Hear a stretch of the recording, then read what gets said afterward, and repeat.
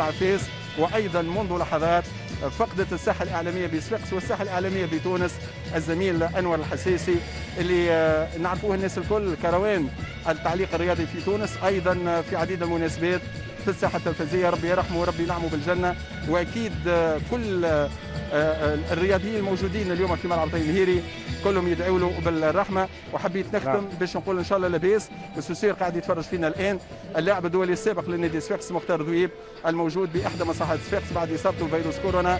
سي مختار ان شاء الله لاباس ومتابعه شيقه رايقه للقاء السياسي المولديه. شكرا لك مهدي، نضم صوتي لصوتك ونترحب المباراه قبل الركلات الترجيحيه ويتمكن من تسجيل الثلاثيه. هذه كره اولى لنادي المولديه، توزيع مباشره عند كره طويله من نور الزمان زموري، وواحد من ابرز اللاعبيه في الجوله الاخيره امام الملعب. ما زلنا في فتره جس النبض بالنسبه للفريقين. بالنسبه لي انا اهم حاجه انه ما نقبلوش اهداف، وكل ما المباراه ما زالت. هذه فرصه للنادي الصفاقسي يسدد داخل مناطق. شوفوا الاعاده، محمد سوله هو اللي اعطاه التمريره، الكره تجي امام زكريا المنصوري يسدد ولا تعود من جديد من بالقسم ابراهيم. يعني التحضيرات كانت جيده بالنسبه لهذا اللقاء، والكره لصالح النادي المولديه داخل مناطق الجزاء. محاوله التسديد لك زكريا المنصوري هو اللي ينفذ الكرات الثابته للنادي الرياضي الصفاقسي. ننتظر التنفيذ، يرفع الكره لكن ترجع من الدفاع، يبحث عن التوزيع لكن ثم المحاصره، يرجع بالكره صبري شريطيه الان في التوزيع ويسقط لاعب النادي الصفاقسي يقول حق في بن جنات بالمنستير. ترجع الكره لنادي المولديه على الهجوم على الجهه اليمنى والمتابعه من علاء غرام. تبقى الكره لصالح المولديه، حذاري من هذه الهجومات والكره سهله في دين الحارس ايمن دحمان. المخالفه لصالح النادي الصفاقسي تتنفذ من صبري شريطيه الراسيه والدفاع.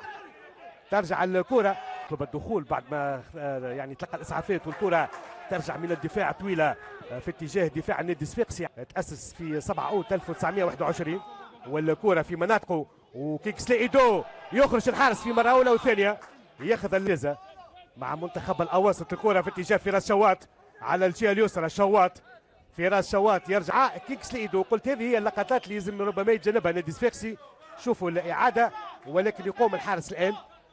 شوفوا الاحتكاك ما كانش فيه يعني سجل الان في المباراه.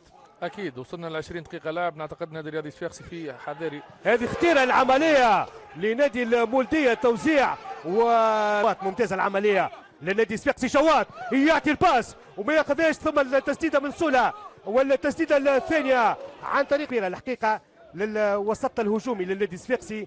هذا اللاعب الجزائري. شوفوا التسديده الاولى من محمد سوله والثانيه والفنيات بالنسبه للفريق الجزائري.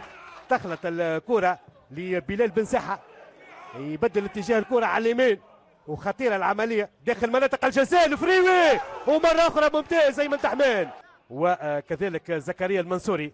صبري شريطيه يلعب الكره بطريقه مباشره، تضرب في الكره في اتجاه عبد النور بالخير على الجهه اليمنى، لاعب خطير جدا كذلك. والتسديد بعيده، تسديده بعيدة. يرجع بالكره ثم التوزيع الكره من محمد سوله طبعا اللي اعطى اضافه كبيره لفريق النادي الصفاقسي كما قال يعني بعد ما خلى ربما البدايه للنادي الصفاقسي شيئا فشيئا رجع في المباراه فريق النادي الصفاقسي اللي بدا مسيرته كذلك بهذه الالوان عندما كان اسمه النادي التونسي من 1928 ل 1962. هذا هجوم للفريق الجزائري مره اخرى. عبد النبيل ياسر والكرة عند محمد سوله يتمكن من التوزيع، يدو بعيد. كذلك عبد المؤمن جابو غايب اليوم في المباراة، وهذه كرة ويرجع محمد سوله. شوفوا وقت تبدا الكرة السريعة والراسية. شوفوا التوزيعة، يدو يروض بصدر وعلى الطاير يعمل المراوغة. سوله يسدد والكرة للحارس ممتاز. الحارس يتصدى امام فراس شواط. سوله خذا هو الكولور اليسار وشواط ولا على اليمين.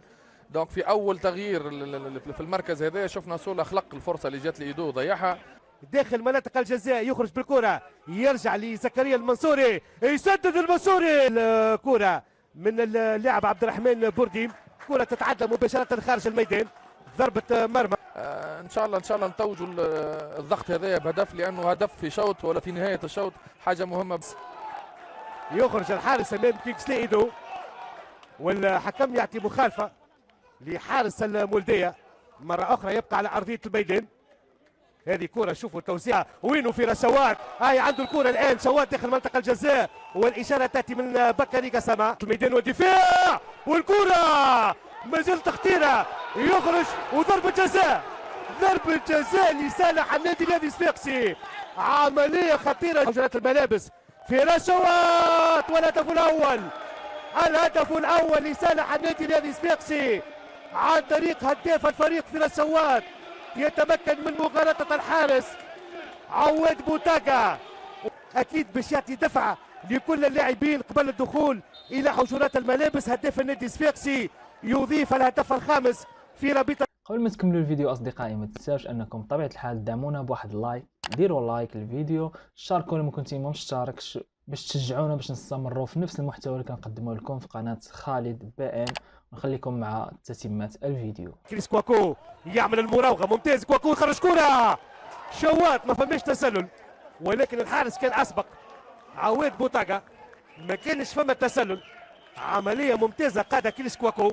شوفوا العملية، المراوغة موصولة، ولكن ثم لمسة ضد محمد سولا يشير لها الحكم بكري قسمة أمامكم على الصورة. يشير الشوات، وما زالت العملية وتدخل الدفاع، لكن الحكم يقول لا، وركنية، يقول ما فماش مخالفة على نور الزمان الزموري. الكرة يسيبها الحارس في مرة أولى ثم ياخذها في مرة ثانية عواد بوتاغا، ولا يبقى عنده الكرة على كل حارس المرمى. الإطار التحكيمي، وهذه كرة لصالح النادي الرياضي الصفاقسي. مرة أخرى كينغسلي إيدو، ولكن الدفاع بن ساحة يسدد، والكرة في تيل الحارس سهلة. تسديدة تمشي لمحمد سولا، سولا يوسع، والراس من شوات، والكرة بعيدة فوق المرمى. مرة أخرى يرفع الكرة، الهدف الثاني، لا تذيع الكرة الراسية ممتازة لهذه المسابقة. وطبعا الجماهير تطمح وتحلم بالراسية من المدافع علاء غرام من أشرف الحباسي، ولا في الأخير تفتكلوا الكرة، ولكن يعود تتعدل الحارس مباشرة. الكرة عند الحارس صبري شريطية، يلعب الركنية والدفاع يتصدى، ترجع الكرة تقريبا كل الفريق الجزائري موجود في غير يتمكن من التوزيع.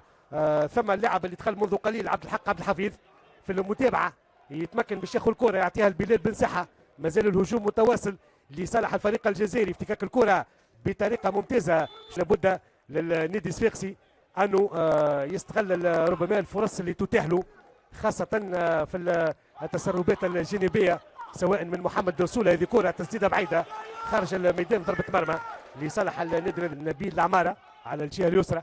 الكرة لفريق النادي المولدية، يحاول افتكاك الكرة وليد القروي او محمد بن علي، لكن تبقى الكرة في اتجاه بالخير.